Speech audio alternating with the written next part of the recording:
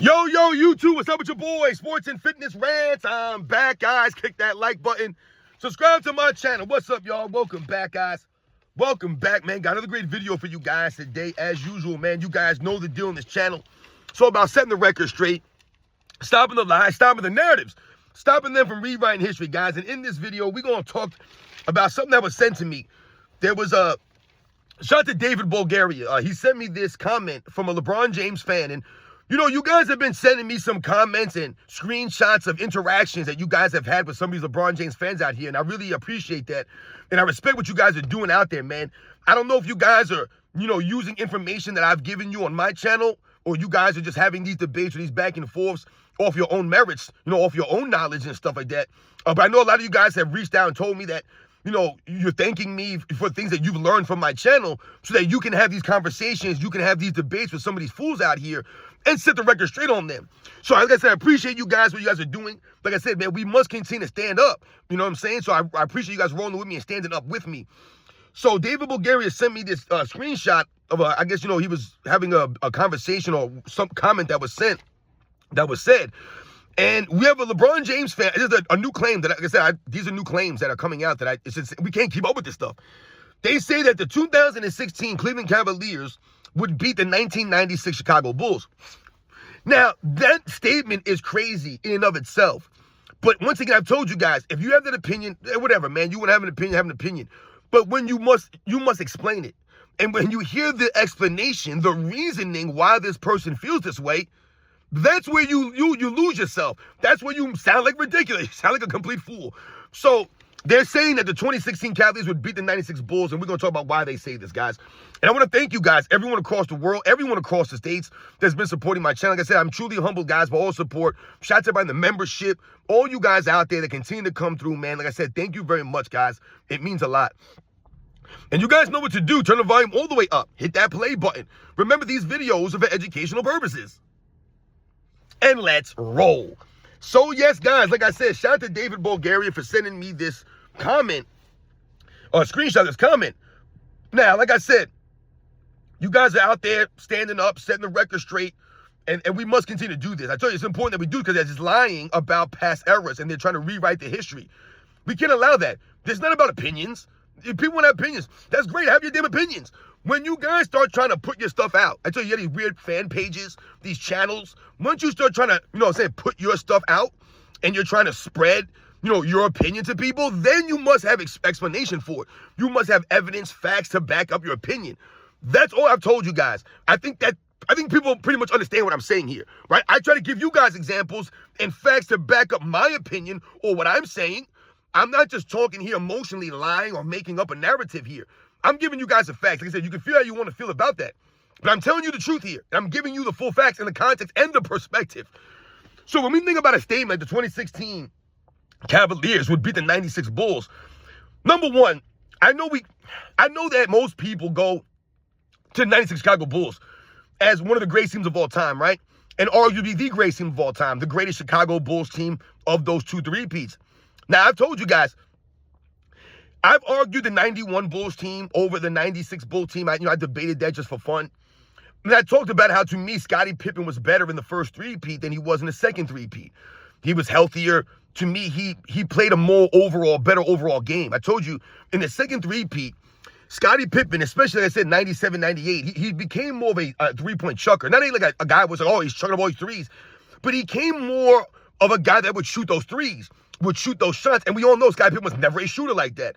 So sometimes, to me, Scottie Pippen would fall in love and he would be lazy out there on the court in that second three-piece, sometimes taking some of these threes that he really shouldn't have been taking. Like I told you, he started to fall in love with a three-point shot a little bit in that second three-peat. So to me, Pippen was a little bit better than the first three-peat. But anyway, the Bulls in 1996, I think we all agree, were a formidable team, because what made them formidable and made them unique is that was the first time, I believe, in NBA history. Now, granted, once again, they didn't do all defensive teams until, 1969 season. So it wasn't like they had all defensive teams for the entirety of the NBA's history, and we could point to this team or that team. But the Chicago Bulls were the first team in history, I believe, to have three all-defensive first-team members on one team. Right, 1996, Rodman, Pippen, Jordan. They were all defensive first team. And I believe that was the first time in history that you had three all defensive first-team members on a single team. Maybe I'm wrong on that, maybe I'm up, but I think that was the first time in history. Might be the only time in history. But not only do you have that, right? We have it like the resume on paper, right? On paper, 3 all-defensive first-team members. It's not just the paper stuff. It's not just the accolades. All these guys were just given stuff because their team was so good. No. You're talking about 3 of the greatest defensive players in the history of the game. Arguably, the 3 greatest defenders at their position, right? Is anyone going to argue over Pippen at small forward or Rodman at power forward or Jordan at shooting guard? Yeah, we can argue. There have been other great defensive guys at the shooting guard position. Sidney Moncrief, Kobe Bryant, right? There have been some, really great defensive shooting guards. Alvin Robertson was a really elite defensive shooting guard.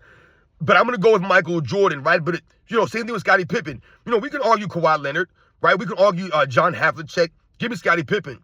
Once again, the consistency of Scottie Pippen, Kawhi Leonard ain't never there. Havlicek to me is a better argument than Kawhi Leonard does. But we respect what Kawhi Leonard did for the years that he was doing it.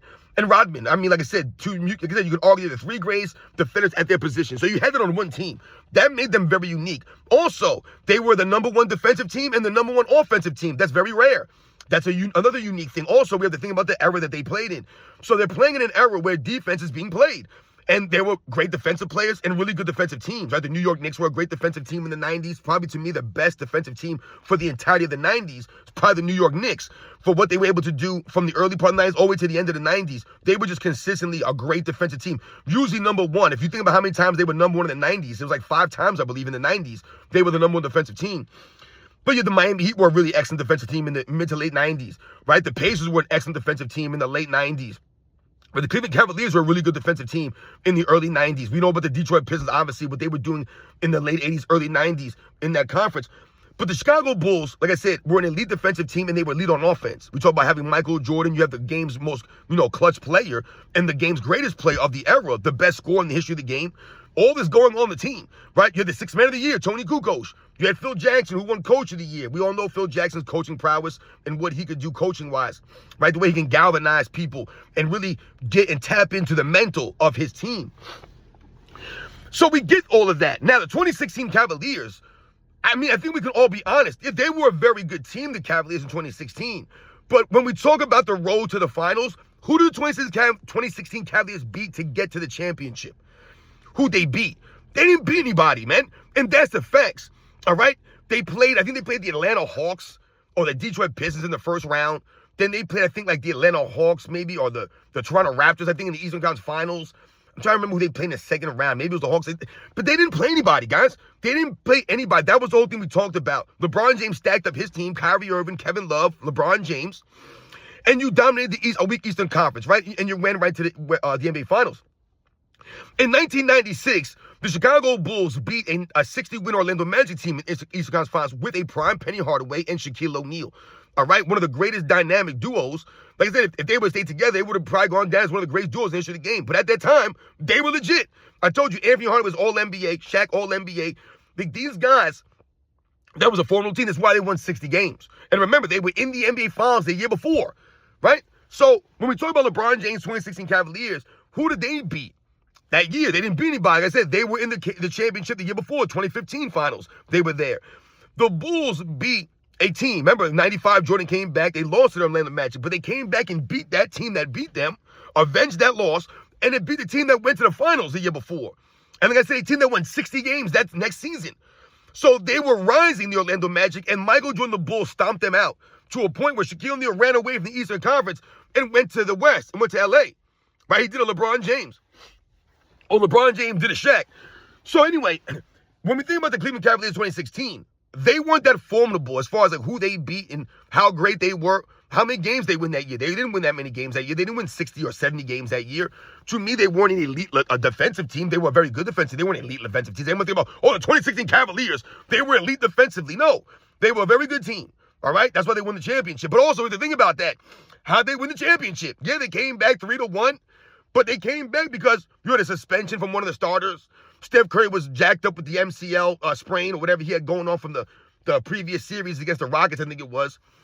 We know about all the injuries. Andrew Bogut, Andre Iguodala, all these guys were hobbled. But more importantly, the Cleveland Cavaliers role players, Richard Jefferson, Tristan Thompson, Iman Shumpert, J.R. Smith, Dellavedova, what was the other dude?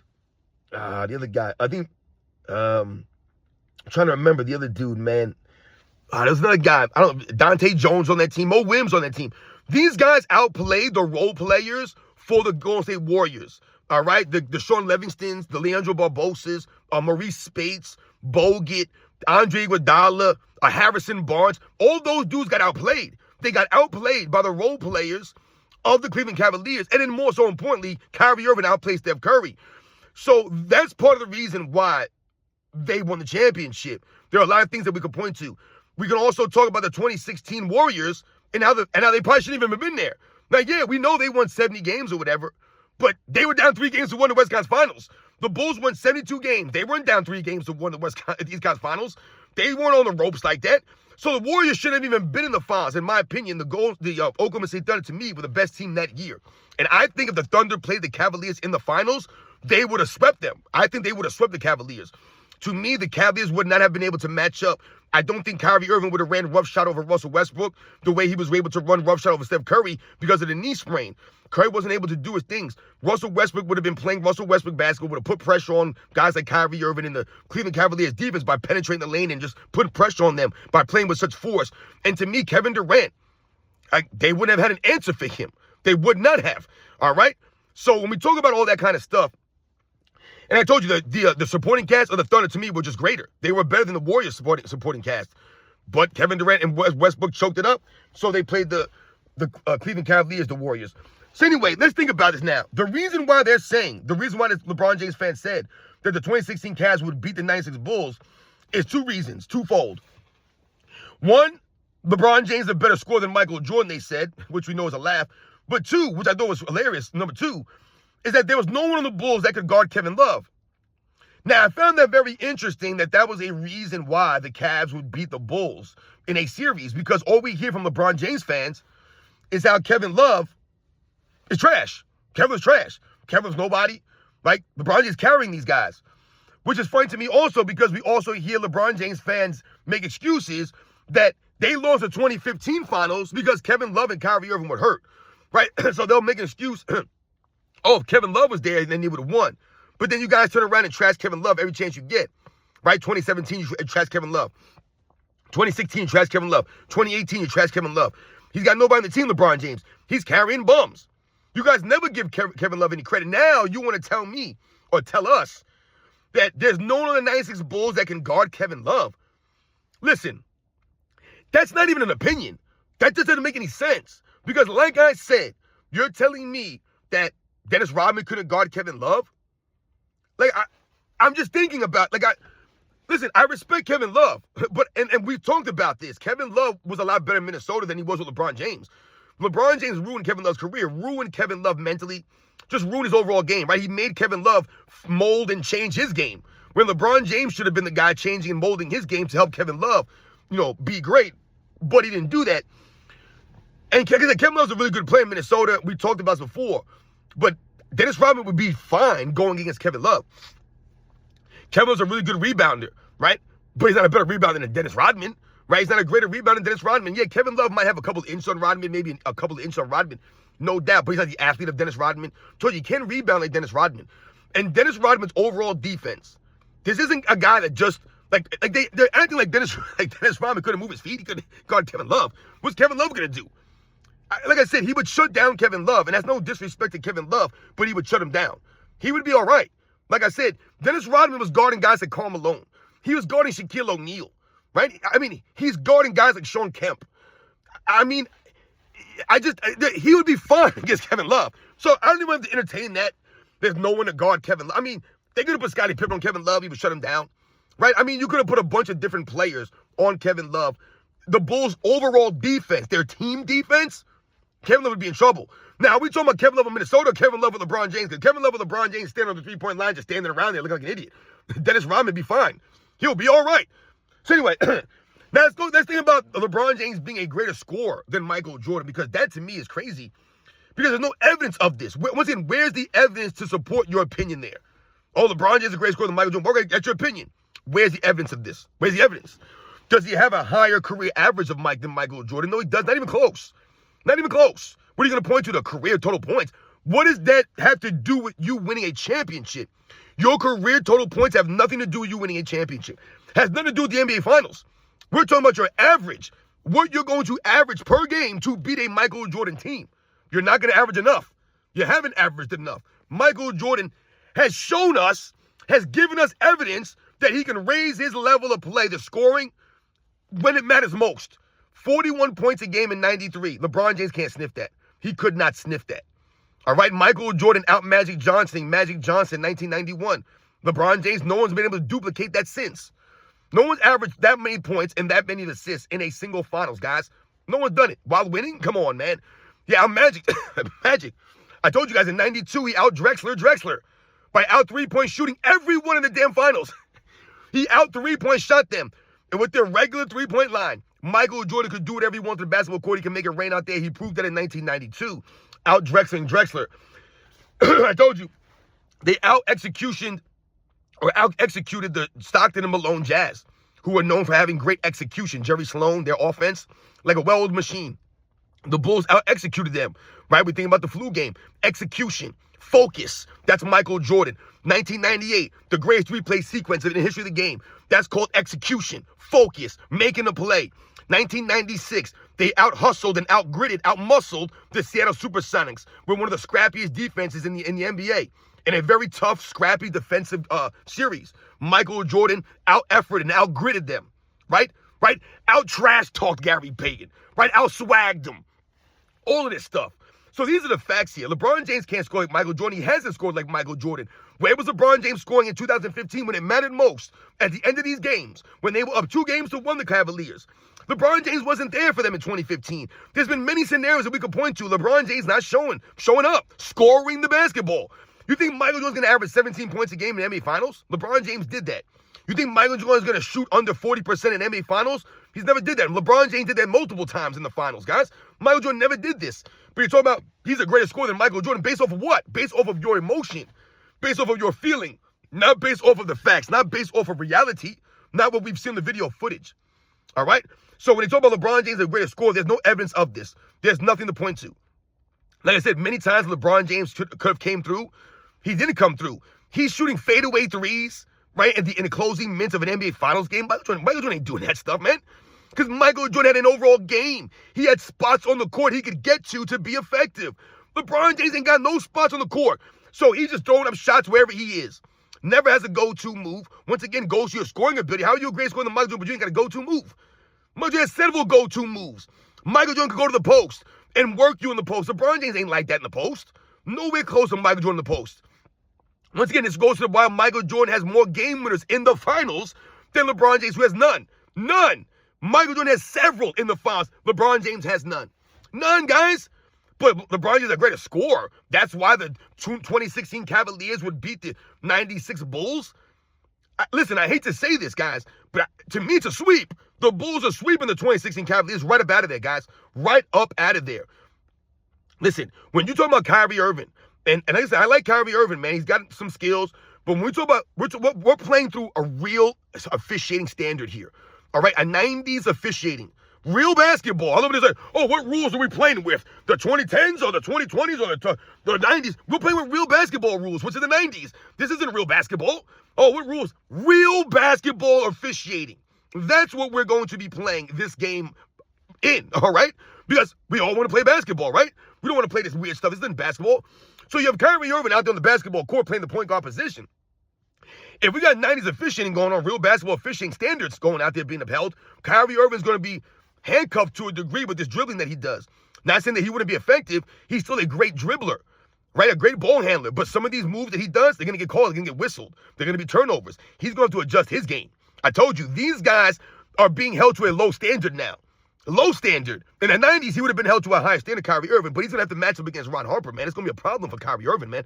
Yeah, he'll school Ron Harper from time to time. He'll make some great moves. He'll have Ron Harper on skates every once in a while. But Ron Harper's dimensions, his overall defensive IQ, and his effort is going to give Kyrie Irving problems, man.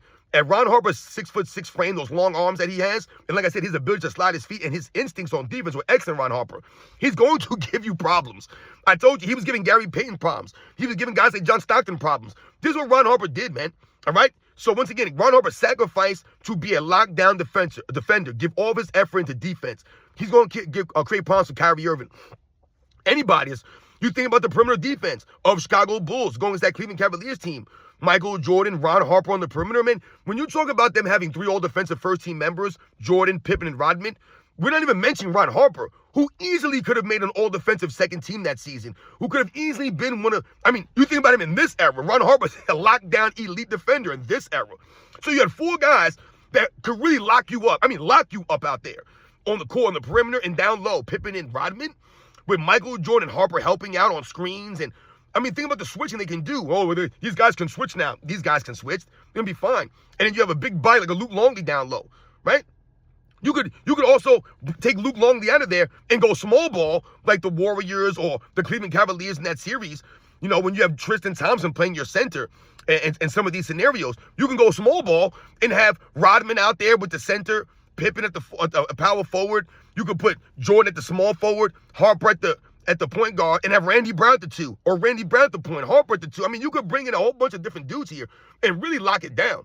And like I said, when you talk about Michael Jordan, what he could do offensively, what the Bulls could do in that triangle, playing in a system, not the system, the Bulls are going to be all right. And like I said, when it comes down to when it matters most, this is where the difference lies.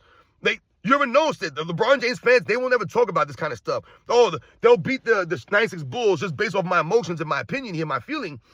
But when it matters most, Michael Jordan is light years ahead of LeBron James in the clutch. They are night and day. They're not even close, guys. Michael Jordan's IQ, way greater than LeBron James in those moments. Michael Jordan don't fumble the ball around and goof it up, and then they'll say, well, Michael Jordan made the right play, right? That's them covering up and making excuses for LeBron James. They never had to do it for Michael Jordan. Michael Jordan came through when it mattered most, more often than not, more consistently than LeBron James, man. Which is why when they tell you, oh, Michael Jordan's team were always a favorite, yeah, all you're doing is highlighting Michael Jordan's greatness and his ability to come through when it matters most. So people understand this. Why would you bet against Michael Jordan if you know that he's clutch like that? He developed a reputation. LeBron James didn't develop a reputation like that. So LeBron James is never the favorite. That's not on LeBron James, guys. You're not highlighting LeBron James' greatness there. You're knocking LeBron James, and you're basically saying, you're not that great when it matters most, so people don't pick you to win. That's what you're saying there. So in those moments, right, the game is tight. Michael Jordan's Bulls are going to come out on top because you have Michael Jordan on your team. It's not about him making a shot in those moments. It's about him making the right play, having the high IQ, galvanizing his teammate, right? Not yelling at Scottie Pippen because he didn't know how many timeouts there were or he didn't know the score. Not looking at Dennis Rodman like an idiot because he didn't make a rotation that was his fault. That's not Michael Jordan. That's LeBron James out there on the defensive end.